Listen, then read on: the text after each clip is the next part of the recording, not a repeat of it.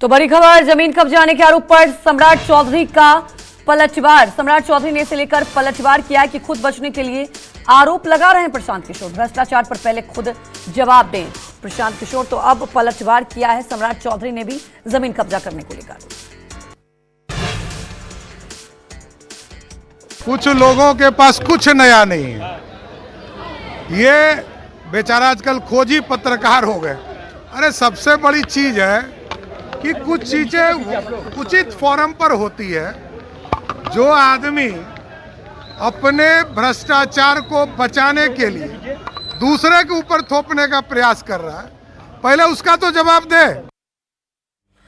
तो सीधे पटना से हमारे सहयोगी सौरभ कुमार लाइव जुड़ चुके हैं। सौरभ, बिहार की राजनीति में हाइड्रोजन बम फटा और अब यूं कहें कि प्रशांत किशोर ने तो पूरा ब्लास्ट ही कर दिया है। आज भी बड़े खुलासे कर दिए हैं प्रशांत किशोर ने।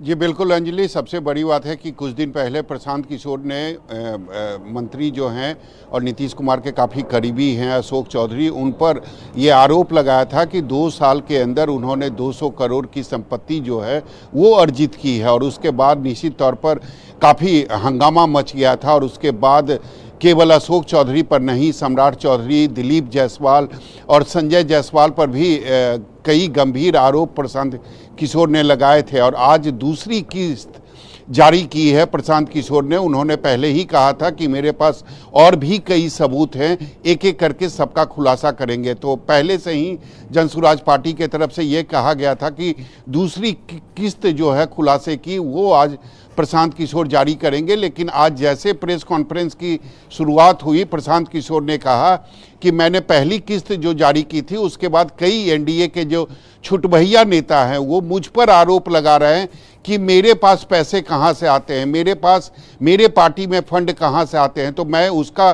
पहले जवाब दूं। और उसके बाद प्रशांत किशोर ने कहा कि पिछले 3 सालों में करीब 240 करोड़ के आसपास हमारी कमाई हुई है। और उसमें उन्होंने कहा कि मैंने जीएसटी दिया, इनकम टैक्स को दिया, और उसके बाद जो 98 करोड़ रुपया बचा है वो हमने अपने चेक से पार्टी फंड को दे दिया। और उसके बाद उन्होंने कहा कि उस एक निजी कंपनी के बारे में भी प्रशांत किशोर पर आरोप लग रहा था कि 11 करोड़ रुपया उनको मिले थे। उसका भी खुलासा करते हुए प्रशांत किशोर ने कहा कि 2 घंटे का हमने उनको सुझाव दिया था, उसी के बदले मुझे 11 करोड़ रुपए मिले हैं। और उसके बाद उन्होंने अल्टीमेटम दिया है अशोक चौधरी को। उन्होंने कहा कि अगर 7 दिनों के अंदर वो इस्तीफा नहीं देते हैं तो मेरे पास 500 करोड़ की जो अवैध संपत्ति अशोक चौधरी ने जमा किया है उसका पेपर मेरे पास है। तो अगले बार यानी 7 दिनों के बाद बिल्कुल सही बात। पहले तो उन्होंने अपने